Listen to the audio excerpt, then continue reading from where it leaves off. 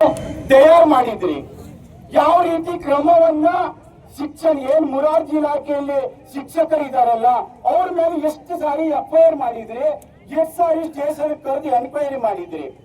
ಅವರಲ್ಲಿ ಯಾಕೋ ಇನ್ನು ನಮ್ಮ DC ಅವರು ಮೇಡಮ್ ಯಾಕೋ ಇನ್ನು ಈ ಒಂದು ಇದು ಧ್ವನಿನೇ ಇರ್ತಾವಲ್ಲ ಅಕ್ಕ ಮೇಡಮ್. ನಾನು ಕೇಳ್ತೇನೆ ಮೇಡಮ್ ಅವರೇ, ಯಾಕೆ ಬರೀ ಮುರಾರ್ಜಿ ಸ್ಕೂಲು ಸಿದ್ದಾಪುರ ಅಲ್ಲ ಮೇಡಮ್ ಅವರೇ, ಲಕ್ಷ್ಮೀಪ್ರಿಯ ಮೇಡಮ್ ಅವರೇ, ಸಿದ್ದಾಪುರ ಮುರಾರ್ಜಿ ಸ್ಕೂಲ್ ಅಲ್ಲ, ಇಡೀ ಜಿಲ್ಲೆಯ ಮುರಾರ್ಜಿ ಸ್ಕೂಲ್ ಹದಗೆಡ್ತಾ ಇದೆ.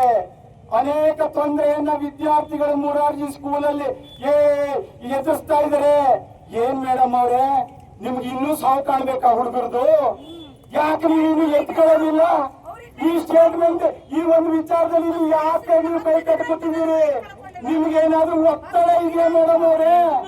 ದಯವಿಟ್ಟು ಜಿಲ್ಲಾಧಿಕಾರಿಗಳೇ, ಮಾಧ್ಯಮದವರಿದ್ದೀರಿ, ನಮ್ಮ ಮಾಧ್ಯಮದವರು ಇದ್ದಾರೆ, ಪೊಲೀಸ್ ಇಲಾಖೆ ಇದ್ದಾರೆ, ತಾಲೂಕು ಆಡಳಿತ ಇದ್ದಾರೆ, ಈ ಕೂಡಲೇ ನಮ್ಗೆ DC ಕನೆಕ್ಷನ್ ಮಾಡಿ ಮಾತಾಡ್ಕೊಡ್ಬೇಕು. ನನಗೆ ಈ ಕೂಡಲೇ DC ಕನೆಕ್ಷನ್ ಮಾಡಿ ಮಾತಾಡ್ಕೊಡ್ಬೇಕು. ನಮಗೆ SP ಅವರು ಮಾತಾಡ್ಬೇಕು, SP ಅವರು ಮಾತಾಡ್ಬೇಕು, ಸ್ಪೀಕರ್ ಆಗಿ ಮಾತಾಡ್ಬೇಕು, DC ಅವರು ಇದಕ್ಕೆ ಸ್ಪೀಕರ್ ಆಗಿ ಮಾತಾಡ್ಬೇಕು. ಯಾರು ಇಲ್ಲಿ ನಾಳೆ ಅವ್ರವ್ರ ಕುಟುಂಬದಲ್ಲಾದ ಗೊತ್ತಾಗತ್ತೆ, ಆ ತಾಯಿಗಾಗೊಂದು ಅವ್ರವ್ರ ಕುಟುಂಬದಲ್ಲಾದ ಗೊತ್ತಾಗತ್ರಿ, ಅವ್ರವ್ರ ಕುಟುಂಬದಲ್ಲಾದ ಗೊತ್ತಾಗತ್ತೆ. ಆ ತಾಯಿ ಕಣ್ಣೀರು, ಆ ತಾಯಿ ವೇದನೆ, ಇದಕ್ಕೆ ಸಾವಲ್ಲ. ನೇರವಾಗಿ ಆರೋಪ ಮಾಡ್ತೇನೆ, ಏನಾದ್ರೂ ಇದು ಆತ್ಮಹತ್ಯೆ ಅಲ್ಲ. ಈ ಸಾವಿಗೆ ತನಿಖೆ ಆಗಿಲ್ಲ ಅಂದ್ರೆ ಮುಂದಿನ ದಿನ ತಾಲೂಕು ಆಡಳಿತನೇ ಹೊಣೆ. ಇದನ್ನ ಕೊಲೆಯನ್ನ ಮಾಡಿರೋದು ಸಿದ್ದಾಪುರ ತಾಲೂಕು ಆಡಳಿತ ಅಂತ ನಾನು ನ್ಯಾಯ ಸಿಕ್ಕಿಲ್ಲ ಅಂತಂದ್ರೆ ನೇರವಾಗಿ ನಾವು ಮುಂದಿನ ದಿನ ದೊಡ್ಡ ಪ್ರಮಾಣದಲ್ಲಿ ಒಕ್ಕಲಿಗರು ಅಂತ ಹೇಳ್ರಿ ಎಲ್ಲರೊಟ್ಟಿಗಿದ್ದಾರೆ. ರಾಜ್ಯದಲ್ಲಿರುವ ಬಹುಸಂಖ್ಯಾತ ಒಕ್ಕಲಿಗರು ರೊಚ್ಚಿಗೆ ದಿನ ಬರಬಹುದು ಉತ್ತರ ಕನ್ನಡ ಜಿಲ್ಲೆಯಲ್ಲಿ. ಅಂತ ದಿನಗಳನ್ನ ದಯವಿಟ್ಟು ತಂದು ಕೊಡಬೇಡಿ.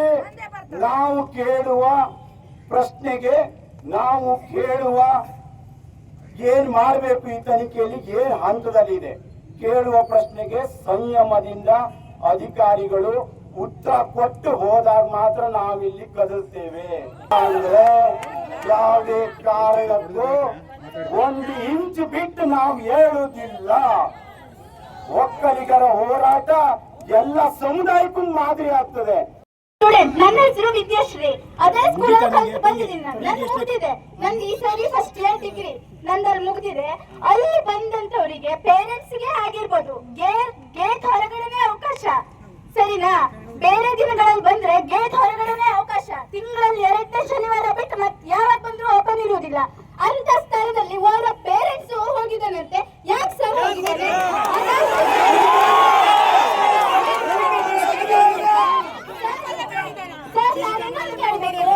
ಯಾವುದೇ ವ್ಯಕ್ತಿ, ಯಾವುದೇ ವಿದ್ಯಾರ್ಥಿ ಇಷ್ಟು ದಿನ ಆದ್ರೂ ಅಧಿಕಾರಿಗಳಲ್ಲಿ ತಕ್ಷಣ ರೆಸ್ಪಾನ್ಸ್ ಕಾಣ್ತಾ ಇಲ್ಲ. ಇನ್ನು ಉಳಿದಿರೋ ಮಕ್ಕಳು, ಇನ್ನು ಉಳಿದಿರೋ ಟೀಚರ್ಸ್, ಯಾಕೆ ಸರ್? ಯಾರನ್ನ ನಂಬ್ಕೋಬೇಕು? ಯಾರ ನಿಟ್ಟಿನಲ್ಲಿ ಅಧಿಕಾರ ನಂಬ್ಕೋಬೇಕು ನಾವು?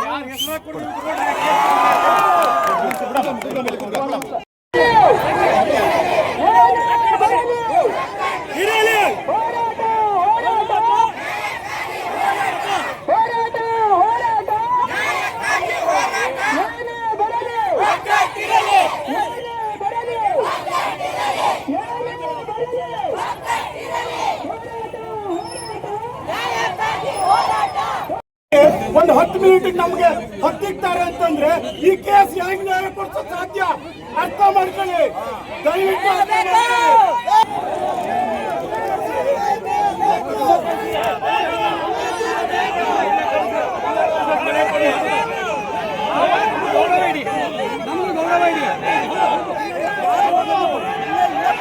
ಏನು ವಿಚಾರಣೆ ಆಗುತ್ತೆ, ಇನ್ವೆಸ್ಟಿಗೇಷನ್ ಆಗುತ್ತೆ.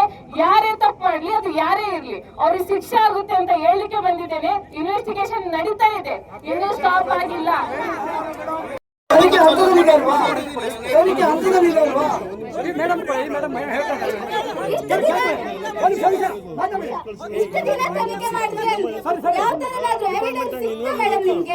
ಯಾವ ನಂಬಿಕೆ ಮೇಲೆ ನಾವು ಹಾಸ್ಟೆಲ್ಗೆ ಹೋಗ್ಬೇಕು? ಬಡ ಪೇರೆಂಟ್ಸ್ ಮಕ್ಕಳಿಗೆ ಒಂದು ಉಚಿತ ಶಿಕ್ಷಣ ಸಿಗ್ತಾ ಇದೆ ಅಂತ ಹೇಳಿ ನಂಬಿಕೆ ಇಟ್ಟು ನಿಮ್ಮೆಲ್ಲ ಅಧಿಕಾರಿಗಳ ಮೇಲೆ ನಂಬಿಕೆ ಇಟ್ಟು ಕಳಿಸ್ತಾರಲ್ವಾ ಮೇಡಮ್? ನೀವು ಎಲ್ಲಾ ಮುಗಿದ ಮೇಲೆ ರೆಸ್ಪಾನ್ಸ್ ಮಾಡಕ್ ಬರ್ತೀವಿ ಅಂತ ಹೇಳಿದ್ರೆ ನಮ್ಗೆ ಯಾವ ತರದ ರೆಸ್ಪಾನ್ಸ್ ಸಿಗ್ತದೆ? ನಾವ್ ಯಾರನ್ನ ನಂಬಬೇಕು ಮೇಡಮ್? ಇಷ್ಟು ದಿನ ಯಾವ್ದಾದ್ರು ಎವಿಡೆನ್ಸ್ ಸಿಗ್ತಾ ಮೇಡಮ್ ನಿಮ್ಗೆ? ಇವಾಗ ಎವಿಡೆನ್ಸ್ ಬರುತ್ತೆ ಆಯ್ತಾ. ಇನ್ನ ಇವಾಗ MLS ಅವರು ಕೂಡ ಇದ್ರ ಬಗ್ಗೆ ಪ್ರತಿಯೊಂದು ಡಿಪಾರ್ಟ್ಮೆಂಟ್ ಅವ್ರ wardens, principles, teachers, social welfare department bank ಎಲ್ಲರನ್ನ ಕರೆಸಿ ಮೀಟಿಂಗ್ ಕೂಡ ಮಾಡಿದ್ದಾರೆ. ತಪ್ಪು ಆಗಿದ್ರೆ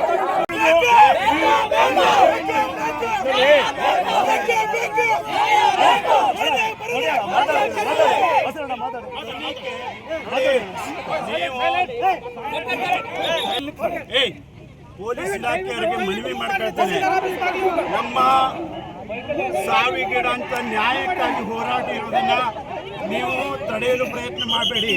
ಯಾಕಂದ್ರೆ ಇವತ್ತು ಈ ಸಾವಿನ ಬಗ್ಗೆ ಕಿಂಚಿತ್ ಕರುಣೆ ಇಲ್ಲ.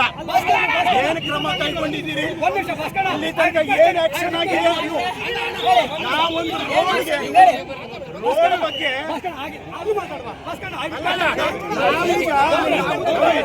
ನಾವೀಗ